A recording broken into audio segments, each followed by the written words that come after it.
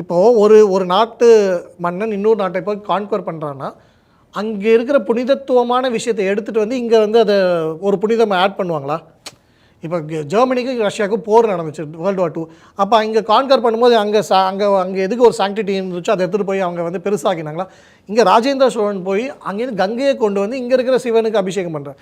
இங்கே இருக்கிற ஏரிக்கு வந்து பேர் வந்து சோழகங்கம்னு பேர் வைக்கிறார்.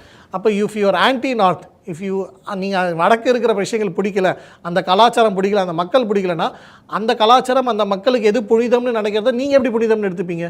இன்னொன்று சோழர்களே வந்து பாண்டியர்களை இன்னொரு தமிழர்களையே ஆமாம், இங்கே ஒரு அது டெரிட்டோரியல் டிஸ்பியூட்ஸ், அந்த வார் டெரிட்டோரியல் கெயின்ஸுங்கிறது வேறு.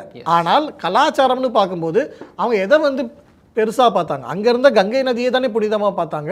அங்கே இருக்கிற கங்கை நதிக்கு பின்னாடி தான் கங்கை கொண்ட சோழபுரம்னு பேர் வருது, அந்த ஏரிக்கு சோழ கங்கைன்னு பேர் வருது. அந்த கங்கை ஜலத்தை எடுத்து வந்து இங்கே இருக்கிற சிவனுக்கு அபிஷேகம் பண்ணணும்னு தானே எண்ணம் இருக்குது.